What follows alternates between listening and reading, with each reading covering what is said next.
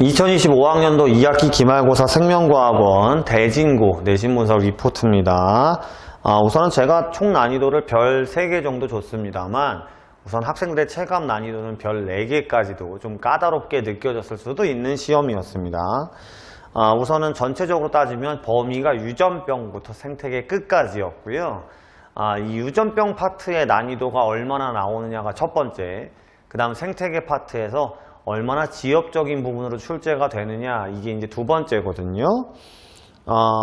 시험 범위 객관식 20문항에 논술형 5문항이 출제가 됐고요. 대진고 같은 경우는 논술형 문항이 출제가 되는데 소문항이 있을 수도 있고, 그 다음에 그냥 단순하게 계산해서 답만 내는 논술형도 있지만 이 부분이 이유가 뭔지, 그 다음에 이 부분이 영향돼서 어떻게 나타나는지 이런 것들을 서술하는 문항도 출제가 되기 때문에 우선은 소문항이 많으니까 문항수가 늘어날 수 있고요.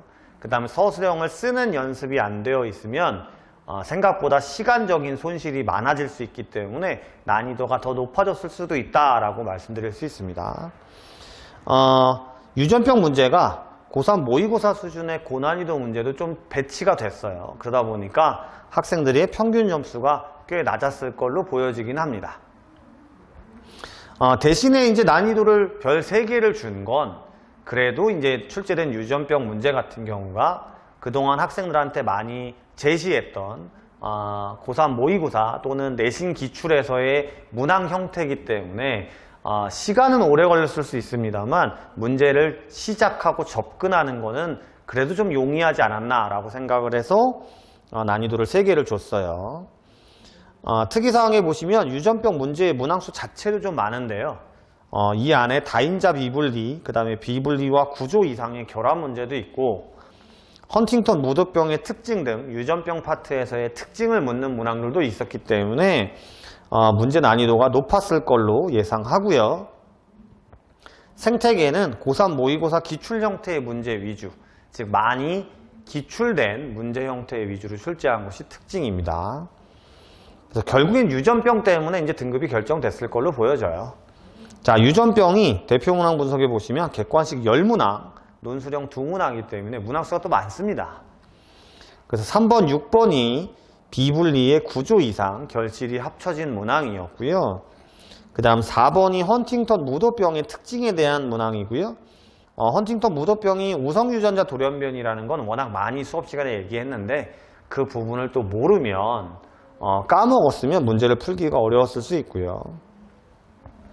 9번과 10번이 가장 난이도가 있고 시간이 걸리는 다인자 유전과 비분리 결합 문제였습니다.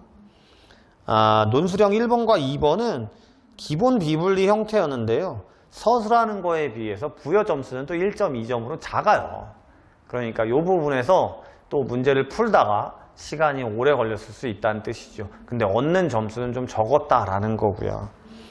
이렇게 이제 유전병 부분에서는 다양한 유전의 현상에 대한 비분리나 또는 구조 이상 돌연변이가 융합되어 있는 문제 위주로 출제가 됐다라는 것이 특징입니다.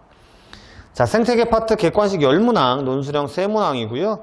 여기는 지엽적인 문항이 출제되진 않았어요. 주로 내신 기출이나 그 다음에 고3 모의고사에서 많이 빈출되는 형태의 문제가 출제가 됐기 때문에 상대적으로 이제 이 부분은 난이도가 좀 낮지 않았나라고 보여집니다.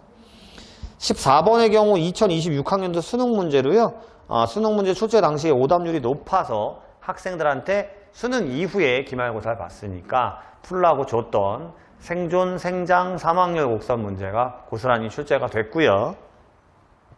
그 다음에 19번의 방영구법, 20번의 서식지 단편화, 논술형 4번의 방영구법도 최근에 이제 고3 모의고사 수능에서 출제율이나 또 난이도, 빈도가 높아지고 있는 문제였기 때문에 연습을 많이 했던 문제라서 평상시에 요 생태계 파트는 이제 숙제, 기출 문제라든지 모의고사 문제에 대한 정리된 숙제를 충실하게 했다면 요 부분에서는 크게 어려운 점이 없지 않았나라고 보여지는 시험이었고요.